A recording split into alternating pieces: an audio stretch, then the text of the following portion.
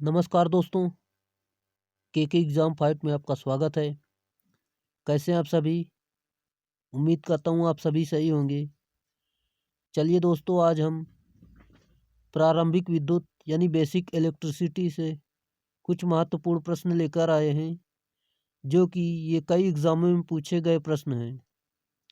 दोस्तों, ये हर technical exam के लिए अति महत्वपूर्ण प्रश्न हैं। चलिए दोस्तों, इन प्रश्नों को शुरू करते हैं।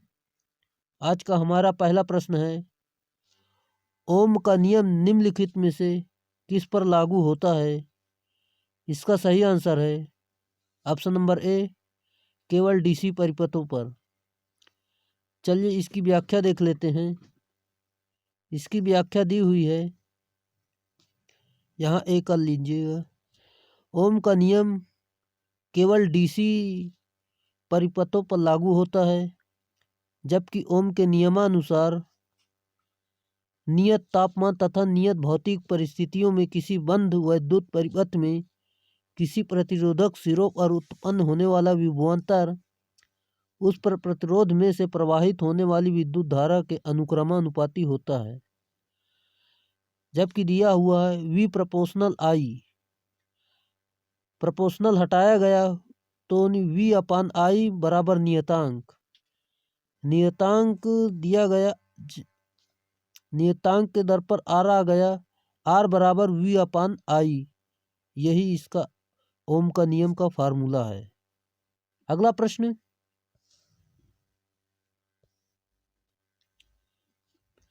वैद्युत उदासीन परमाणुओं के बारे में इनमें से कौन सा सत्य है? इसका आंसर है ऑप्शन नंबर सी, इनमें प्रोटॉनों और इलेक्ट्रॉनों की संख्या बराबर होती है।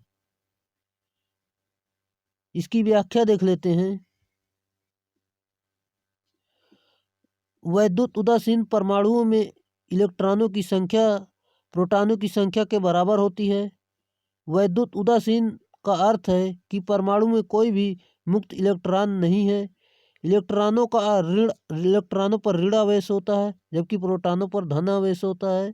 प्रोटॉन तथा न्यूट्रॉन परमाणु के नाभिक में होते हैं और इलेक्ट्रॉन कक्षीय गति मतलब इलेक्ट्रॉन चारों तरफ चक्कर लगाता रहता है, नाभिक के चारों ओर परिक्रमा करता है। जबकि इलेक्ट्रॉन पर आवेश है -1.6 गुणे 10⁻⁻19 कूलाम आवेश होता है, जबकि प्रोटॉन पर होता है प्लस में 1.6 गुणे 10⁻⁻19 होता है।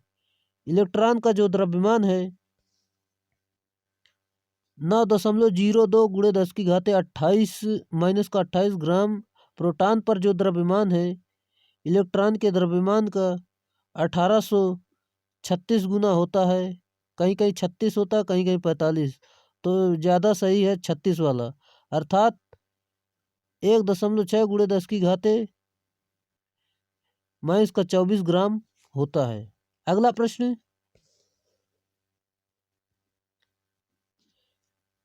एक इलेक्ट्रॉन पर आवेश 1.6 गुणे 10⁻⁻19 कूलाम होता है। यदि परिपथ में धारा 1.6 एम्पियर है तो 1 सेकंड में परिपथ में प्रवाहित इलेक्ट्रॉनों की संख्या कितनी होगी?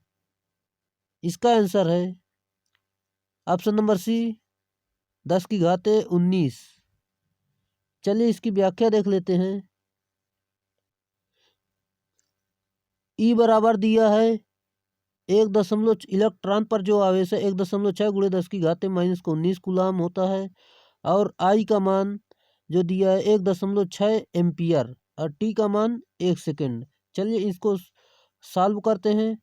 आई बराबर क्यू अपान टी होता है और क्यू बराबर जो होता है एन ई ऊपर रख दिया गया है, टी उसी प्रकार नीचे रख दिया गया है। हमें एन ई अपान टी और आई से संबंध है। आई टी आई के पास चला जाएगा, आई टी बराबर एन ई, हमें एन निकालना है तो एन बराबर आई टी अपान जो ई है वो आई टी के नीचे चला जाएगा और सभी वैल्यू रख देंगे और आई का मान 1.6 गुणे टी का मान 1 अपान ई का मान 1.6 गुणे 10⁻⁻19। इसको हल कर लिया गया, n बराबर 10⁻19 इसका आंसर आ गया। अगला प्रश्न,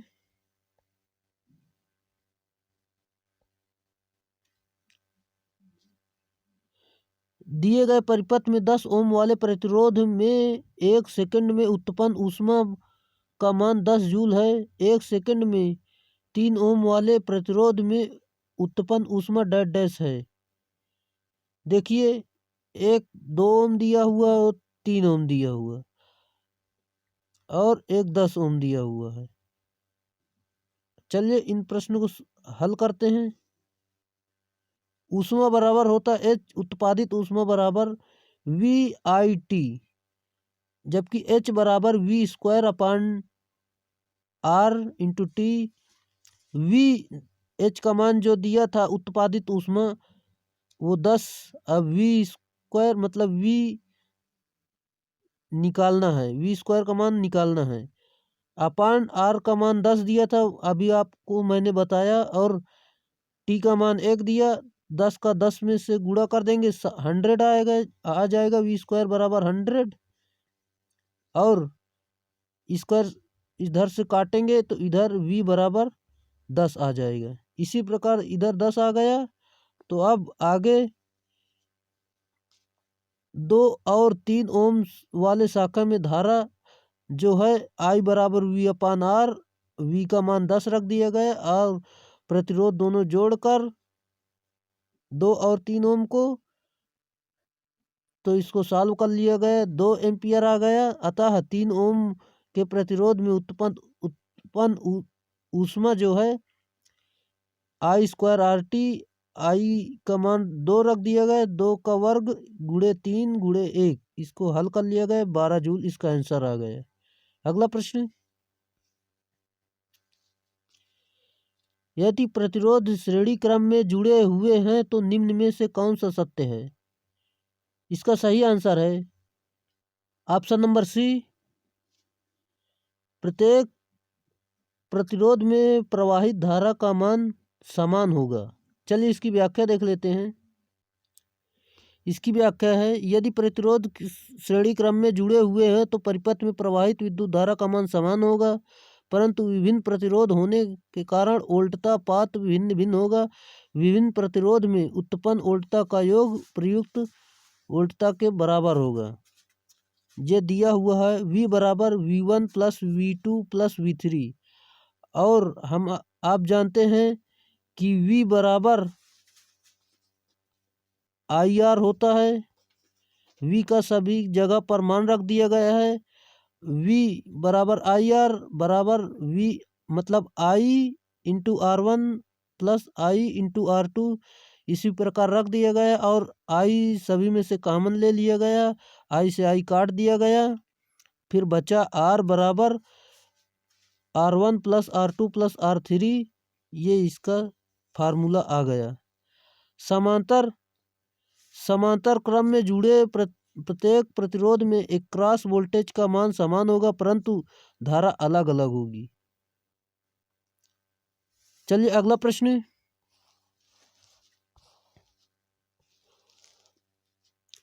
है वैद्युत आवेश की इकाई का मात्रक क्या है? इसका सही आंसर है ऑप्शन नंबर ए, आवेश का मात्रक कूलाम होता है, जबकि धारा मतलब करंट की मात्रक एम्पियर और शक्ति वाट और वोल्टेज वोल्ट का मात्रक है। चलिए इसकी व्याख्या देख लेते हैं। व्याख्या में वही दिया हुआ है, आवेश का मात्रक कूलाम, धारा का एसआई मात्रक एम्पियर, शक्ति का एसआई मात्रक वाट, वोल्टेज की एक एसआई इकाई वोल्ट है। सब वही दिया हुआ जो आगे आपको मैंने बताया। अगला प्रश्न है, इनमें से कौन सा विकल्प जूल के नियम को सही ढंग से निरूपित करता है, जहां I धारा को R प्रतिरोध तथा T समय अवधि को निरूपित करता है? इसका सही आंसर है जूल के नियम के अनुसार जो दिया हुआ है, चालक के प्रतिरोध के विरुद्ध धारा प्रवाह में व्यय ऊर्जा W बराबर V विभवांतर गुणे आवेश की मात्रा। विभवांतर दिया हुआ है और क्यू बराबर IT होता है। आप सभी जानते हैं क्यू बराबर IT होता है और विभवांतर उसी प्रकार रख दिया गया है और क्यू का मान मतलब I धारा होती है और इंटू T समय होता है। इसी प्रकार मान रख के W बराबर निकाल लिया गया है, मतलब V गुणे I गुणे T, तो V बराबर IR होता है। आप सभी जानते हैं V बराबर IR होता है। V का मान IR रख के नहीं तो फिर इसको सभी को नहीं सॉल्व करके I स्क्वायर RT आ गया। और एक और फार्मूला बनता है हमारा W बराबर VIT और बराबर में I स्क्वायर RT। ये सभी फार्मूले हैं, आप इनको याद कर लेना। ये जो डब्बा बनाया हुआ है ये 3 फार्मूले बने हैं, आप इनको सही ढंग से याद कर लेना। चलिए अगला प्रश्न। यदि किसी परमाणु में प्रोटॉनों की संख्या 39 है तो इलेक्ट्रॉनों की संख्या कितनी होगी? 39 होगी। आप जानते हैं प्रोटॉनों की संख्या बराबर इलेक्ट्रॉनों की संख्या। इसका सही आंसर ऑप्शन नंबर ए। व्याख्या देख लेते हैं। व्याख्या में क्या दिया हुआ है? किसी परमाणु में इलेक्ट्रॉनों और प्रोटॉनों की संख्या बराबर होता अतः इलेक्ट्रॉनों की संख्या भी 39 होगी। वही बात है। अगला प्रश्न। निम्नलिखित में से कौन सी धारा की इकाई है? धारा की इकाई एम्पियर, वोल्टेज की इकाई वोल्ट, प्रतिरोध की इकाई ओम, एनर्जी की इकाई किलोवाट इंटू घंटा। चलिए इसकी व्याख्या देख लेते हैं। I बराबर Q अपान T। Q आवेश को बोलते हैं, T समय है और धारा जो निकाली है I कूलाम अपान सेकंड या एम्पियर। वोल्ट जो है वोल्टेज का मात्रक, ओम प्रतिरोध का मात्रक, किलोवाट इंटू घंटा ये ऊर्जा का मात्रक है। अगला प्रश्न।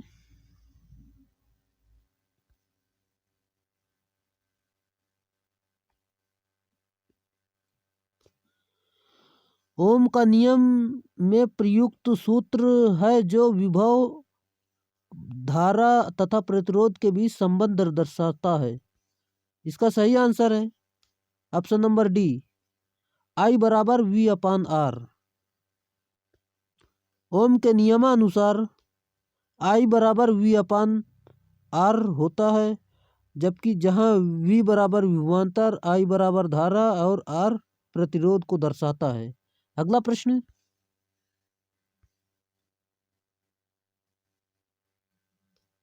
अगला प्रश्न है, आधुनिक इलेक्ट्रॉन के सिद्धांत के अनुसार एक परमाणु प्रोटॉन, न्यूट्रॉन और इलेक्ट्रॉन से बना होता है। 3 तत्वों में से डैश डैश को निरावेशी माना जाता है, यानी इसमें कोई भी आवेश नहीं होता। इसका सही आंसर है ऑप्शन नंबर ए, न्यूट्रॉन पर कोई आवेश नहीं होता है, जबकि प्रोटॉन पर धनावेश होता है और इलेक्ट्रॉन पर ऋणावेश होता है और न्यूट्रॉन पर कोई आवेश नहीं होता है। इसकी व्याख्या देख लेते हैं। आधुनिक इलेक्ट्रॉन सिद्धांत के अनुसार एक परमाणु प्रोटॉन, न्यूट्रॉन और इलेक्ट्रॉन से बना होता है। इन तीनों अवयवों में से न्यूट्रॉन को निरावेशी माना जाता है, अर्थात इसमें कोई भी आवेश नहीं होता है। इलेक्ट्रॉन पर माइनस का 1.6 गुणे 10 की घात माइनस का 19 होता है और प्रोटॉन पर धनावेश 1.6 गुणे 10 की घात माइनस का 19 कूलाम होता है। अगला प्रश्न। विद्युत प्रतिरोध की इकाई क्या है? विद्युत प्रतिरोध की इकाई ओम है। चलिए और बता देता हूँ आपको। वोल्ट जो है वोल्टेज की इकाई है, हेनरी हर्ट्ज की इकाई है और वाट शक्ति की इकाई है। चलिए अगला प्रश्न। अगला प्रश्न चलने से पहले व्याख्या देख लेते हैं। विद्युत प्रतिरोध की इकाई ओम होती है। पदार्थों का वह स्वाभाविक गुण जिसके कारण वह स्वयं में से होने वाले विद्युत धारा का प्रवाह विरोध करते हैं प्रतिरोध कहलाता है। प्रतिरोध की परिभाषा लिखी हुई है। प्रतिरोध का प्रतीक आर होता है, जबकि सिंबल ये होता है ओम। अगला प्रश्न, प्रतिरोधकता के लिए एसआई इकाई क्या है? इसका आंसर है option number B, ohm into metre. प्रतिरोधकता यानी रो बराबर आर ए अपान एल।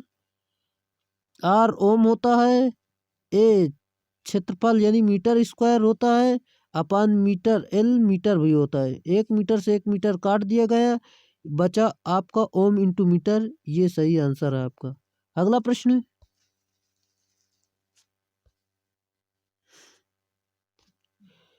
यदि वास्तविक करंट 200 एम्पियर है तो और बेस करंट 20 एम्पियर है तो बीयू करंट क्या है? मतलब धारा, वास्तविक धारा अपान बेस धारा। वास्तविक धारा कितनी है आपकी? 200 एम्पियर, और करंट धारा जो है, बेस धारा जो है 20 है। 20 से 200 को काट दिया गया, अपान 10 आ गया, मतलब 10 आ गया धारा। अगला प्रश्न,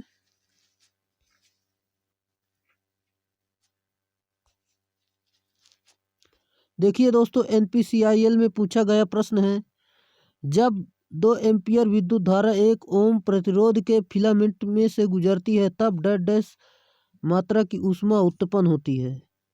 इसका आंसर है ऑप्शन नंबर सी, 8 ओम, 8 वाट दिया है। धारा 2 एम्पियर दी हुई है और प्रतिरोध 2 ओम है, और जो उत्पन्न ऊष्मा है, ऊष्मा का फार्मूला होता है आई स्क्वायर आर। आई का मान 2 का वर्ग कर दिया गया इंटू 2। 2 का वर्ग 4 होता है, 4 में 2 का गुणा कर दिया गया, 8 इसका आंसर आ गया। अगला प्रश्न,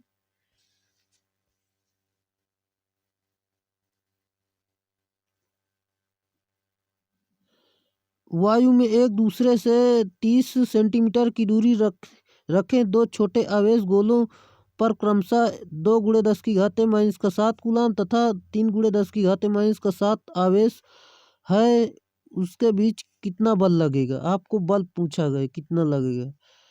एक आवेश दिया हुआ है 2 × 10⁻⁷ कूलाम, दूसरा आवेश दिया है 3 × 10⁻⁷।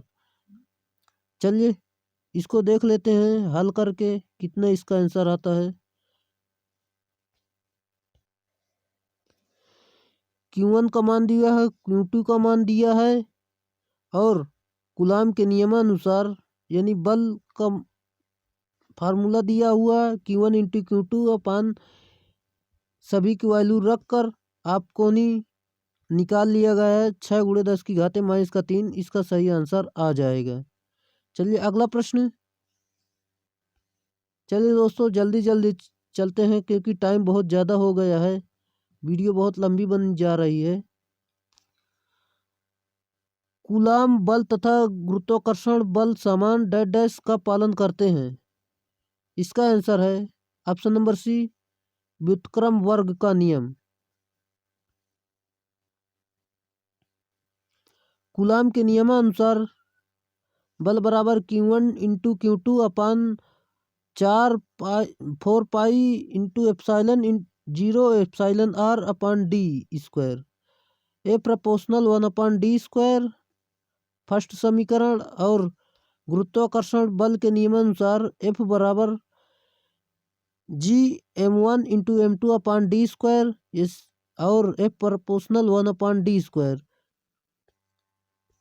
इस प्रकार समीकरण फर्स्ट व सेकंड से स्पष्ट है कि कूलाम के नियम तथा गुरुत्वाकर्षण नियम समान व्युत्क्रम वर्ग के नियम का पालन करते हैं। चलिए दोस्तों, अगर आप चैनल पे नए हैं तो चैनल को सब्सक्राइब जरूर कर लें और लाइक करना ना भूलें, और दोस्तों जितना आपसे हो सके उतना अपने दोस्तों में ज़रूर शेयर करें। चलिए दोस्तों अगला प्रश्न।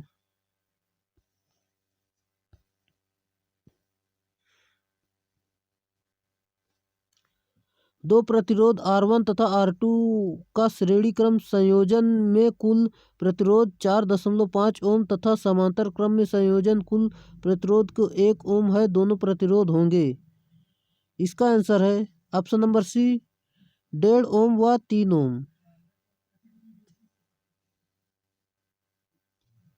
श्रेणी क्रम में जोड़ने पर R1 प्लस R2 जोड़ दिया गया। R1 प्लस R2 4.5 फर्स्ट समीकरण। समांतर में क्रम में जोड़ने पर समांतर क्रम में जोड़ दिया गया है, तो आपका आंसर आ गया ऑप्शन नंबर सी 1.5 ओम से 3 ओम तक। अगला प्रश्न दोस्तों, ये आपकी व्याख्या दी हुई है, आप इसे देख लें और समझ लें, क्योंकि वीडियो बहुत लंबा हो रहा है, इसलिए मैं जल्दी जल्दी खींचने की कोशिश कर रहा हूँ। चलिए अगला प्रश्न।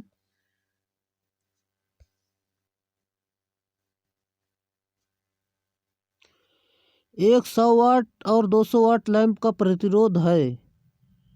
आपको प्रतिरोध निकालना है। P बराबर 100 वाट दिया हुआ है और वोल्टेज मतलब शक्ति 100 वाट और वोल्टेज 200 वोल्ट, और हमें R निकालना है। R बराबर होता है V²/P।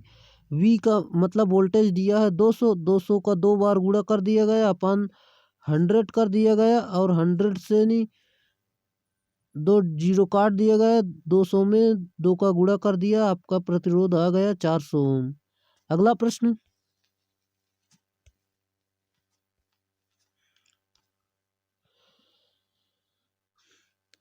R बराबर रो L/A इस समीकरण में रो प्रदर्शित करता है। इसका सही आंसर है ऑप्शन नंबर सी प्रतिरोधकता यानी रजिस्टिविटी। R बराबर रो L/A,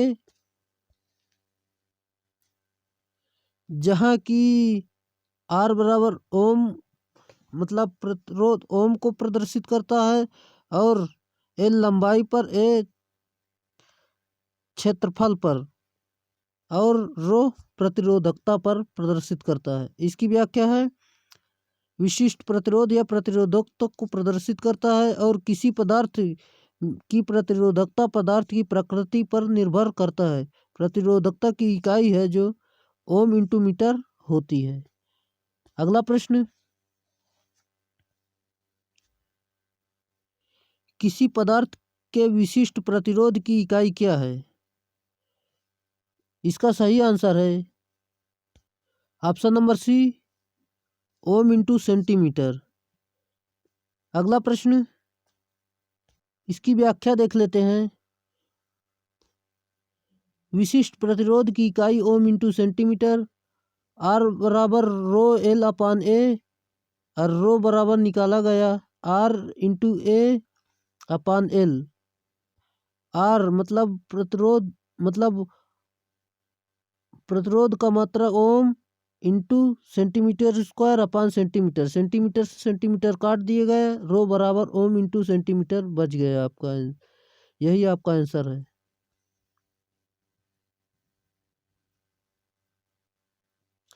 अगला प्रश्न है, किसी धातु के एक समान चालक का प्रतिरोध डैश डैश के अनुक्रमानुपाती होता है। इसका आंसर है ऑप्शन नंबर बी लंबाई के। किसी धातु के एक समान चालक का प्रतिरोध लंबाई के अनुक्रमानुपाती होता है। R बराबर रो L/A, R proportional L, R proportional 1/A क्षेत्रफल। उपरोक्त संबंध में स्पष्ट है कि किसी धातु चालक का प्रतिरोध लंबाई के अनुक्रमानुपाती तथा क्षेत्रफल के व्युत्क्रमानुपाती होता है। अगला प्रश्न,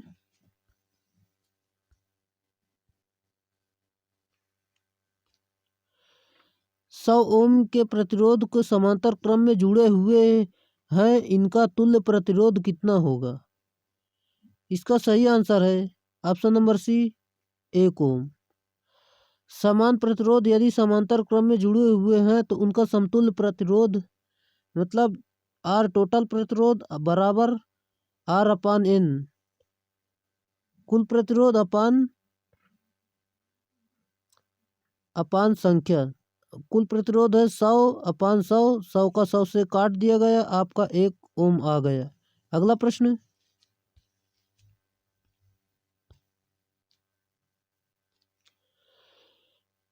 एक विद्युत बल्ब 200 वोल्ट आपूर्ति पर 200 मतलब 100 वाट शक्ति देने के लिए बनाया गया है। बल्ब में प्रवाहित होने वाली आरएमएस धारा ज्ञात कीजिए। इसका आंसर है ऑप्शन नंबर बी 0.550 एम्पियर। चलिए इसको सॉल्व कर लेते हैं। V बराबर दिया है आपका 200 वोल्ट और P बराबर मतलब शक्ति बराबर 100 वाट, जबकि P बराबर VI होता है। I बराबर P/V। P का मान शक्ति का मान रख दिया गया 100 और V का मान 200 रख दिया गया, इसको काट दिया गया, आपका आंसर आ गया 0.5 एम्पियर। अगला प्रश्न, एक सीधे चालक का प्रतिरोध किस पर निर्भर नहीं करता। इसका आंसर है ऑप्शन नंबर ए अनुप्रस्थ काट के आकार पर। एक सीधे चालक का प्रतिरोध अनुप्रस्थ काट के आकार पर निर्भर नहीं करता, जबकि R बराबर रो L/A ओम, जहां R बराबर प्रतिरोध, रो विशिष्ट प्रतिरोध, L चालक की लंबाई, A बराबर चालक का अनुप्रस्थ काट का क्षेत्रफल और पॉइंट दिया हुआ है। चालक का प्रतिरोध चालक की लंबाई के समानुपाती होता है। चालक का प्रतिरोध चालक के अनुप्रस्थ काट के क्षेत्रफल के व्युत्क्रमानुपाती होता है। चालक का प्रतिरोध तापमान के समानुपाती होता है। अगला प्रश्न,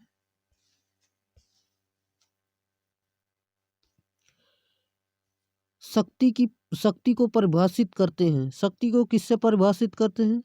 ऑप्शन नंबर ए शक्ति बराबर कार्य बटे समय, इसका सही आंसर है। इसकी व्याख्या देख लेते हैं। कार्य करने की दर को शक्ति कहते हैं। शक्ति का फार्मूला है कार्य बटे समय। शक्ति बराबर किया गया कार्य अपान समय।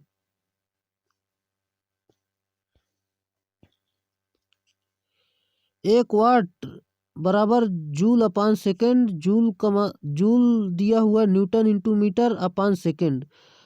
फार्मूला देख लीजिए, आपको दिया गया है P बराबर VI। एक फार्मूला दिया हुआ है P बराबर V²/R।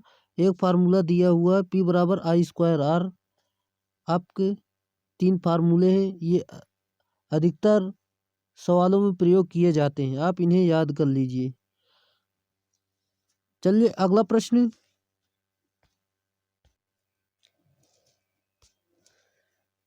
एक प्रतिरोध को किसी वोल्टता स्रोत से जोड़ा गया है। यदि वोल्टता दुगनी की जाती है तो उसका प्रतिरोधक में विसारित होने वाली शक्ति क्या होगी। इसका सही आंसर है ऑप्शन नंबर बी चौगुनी हो जाती है। इसकी व्याख्या देख लेते हैं। इसकी व्याख्या बहुत लंबी दी हुई है, आप इसे देख लेना। हम अगले वाले प्रश्न में चलते हैं, देख लीजिएगा। चलिए अगला प्रश्न है। दोस्तों टाइम बहुत कम है, इसलिए मैं जल्दी जल्दी कराने की सोच रहा हूँ, क्योंकि लंबी वीडियो बनती जा रही है। 10 घंटे की अवधि में 100 वाट बल्बों तथा 4 200 वाट बल्बों द्वारा उपभोग की गई ऊर्जा डैश डैश है। इसका आंसर है ऑप्शन नंबर डी 4 किलोवाट, मतलब 10 किलोवाट, सॉरी। बल्ब की रेटिंग P1 बराबर 100 वाट और P2 बराबर 200 वाट। बल्बों की संख्या 2 और मतलब 4 है। कुल power 2 into P1 plus P2 का मान रख दिया गया और 4 रख दिया गया। आप इसको हल कर लिया गया। बल्बों द्वारा उपयोग ऊर्जा वाट कितना आ गया 1000 वाट, और घंटे कितने घंटे चल रहा है 10 घंटे चल रहा है। अपन 1000 का भाग लगा देंगे, आपका सही आंसर आ जाएगा 10 किलोवाट। अगला प्रश्न, दोस्तों, चैनल पे नए हैं तो चैनल को सब्सक्राइब जरूर करें, साथ में बेल आइकन दबाना ना भूलें।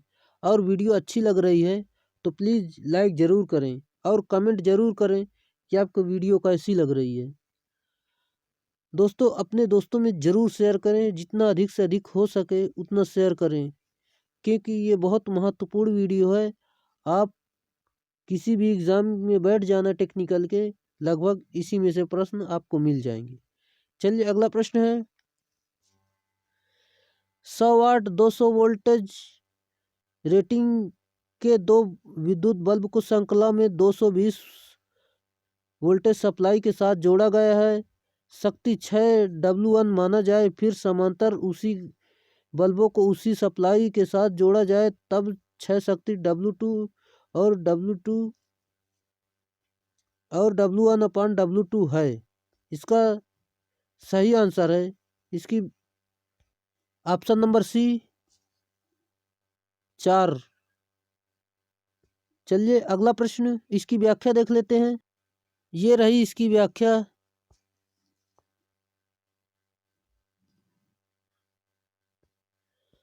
आप इसे देख लेना। देखिए 220 वोल्ट और 220 वोल्ट दिया हुआ है, 100 वाट दिया हुआ है। इसे R बराबर V²/P, इसका V² का मान रख के नहीं P का मान रख के इसको काट दिया गया, 484 ओम आ गया।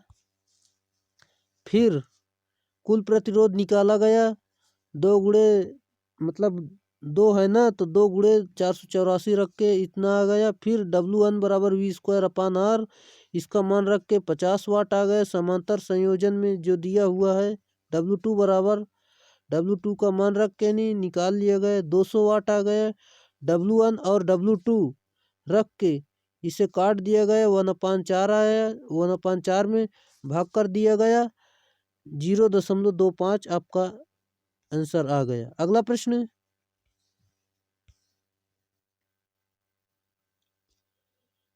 किसी प्रतिरोधक में बाएं से दाएं के प्रथम बैंडों में पीला, बैंगनी तथा लाल उस प्रतिरोधक मान ओम में कितना है? चलिए अगला प्रश्न, किसी प्रतिरोध में बाएं से दाएं के प्रथम 3 बैंडों में रंग पीला, बैंगनी तथा लाल उस प्रतिरोधक का मान ओम में कितना होगा? देखिए दोस्तों, पीला का 4 होता है, पीला का 4 होता है और बैंगनी का 7 होता है और लाल का 2 होता है। चलिए इनको हल कर लेते हैं। सॉरी, पीला बराबर 4, बैंगनी 7, लाल 2। तो नहीं, पहले येलो यानी पीले का रखेंगे, नहीं 4 रखेंगे, फिर बैंगनी का 7 रखेंगे, फिर अगला स्टेप होता है गुणे का निशान, फिर 10 लिखते हैं। रेड जो दिया है इसको घात में लगा देते हैं, फिर इसको हल कर लेते हैं, तो इसका आंसर आ गया 4700। ऑप्शन नंबर डी 4700 इसका सही आंसर है। अगला प्रश्न, अगर प्रतिरोधक में प्रयोग की गई वोल्टता 1% कम रहती है और प्रतिरोध का मान 1% बढ़ता है, तो प्रतिरोधक के शक्ति उपभोग खपत में लगभग कितना परिवर्तन होगा? इसका सही आंसर है ऑप्शन नंबर सी -3। चलिए इसकी व्याख्या देख लेते हैं। ये रही दोस्तों इस प्रकार की कुछ व्याख्या। P1 बराबर V²/R, प्रतिरोध की 1% की वृद्धि करने पर R1 बराबर R+R गुणे 1/100, ये इसका मान रखते चला गया। आप इसे देख कर समझ लेना, क्योंकि मुझे अभी टाइम नहीं है ज़्यादा, क्योंकि वीडियो बहुत लंबी बनती जा रही है। आप देख लीजिए कैसे कैसे हल किया हुआ है, तो आप समझ लीजिए। चलिए अगला प्रश्न, आखिर लास्ट में आंसर आ गया -3%। ये लगभग में इतना आ रहा था, आप इसको -3% लिख सकते हैं। अगला प्रश्न, प्रचालन में अनुमत एक समान वोल्टता का 200 वाट बल्ब तथा 40 वाट मतलब 20 वाट बल्ब तथा 40 वाट बल्ब का तंतु प्रतिरोध का अनुपात में होगा। इसका आंसर है ऑप्शन नंबर बी 2:1। देखिए पहली पावर दी हुई है 20 वाट और दूसरा दिया हुआ 40 वाट। अब वोल्टेज और हमें क्या निकालना है, प्रतिरोध निकालना है। तो प्रतिरोध R बराबर V²/P होता है। तो नहीं इसका मान रख दिया गया है R1/R2 मान रख के आपको 40/20 रख के नहीं इसको काट दिया गया है 2:1। इसका सही आंसर आ गया है। आप देख लेना, समझ लेना। चलिए अगला प्रश्न फिर नेक्स्ट वीडियो में मिलेंगे। आज के लिए इतना ही। अगर आप चैनल पे नए हैं तो चैनल को सब्सक्राइब जरूर करें और अगर वीडियो अच्छी लगी हो तो प्लीज़ लाइक और शेयर जरूर करें। आज के लिए इतना ही। धन्यवाद। Bye bye.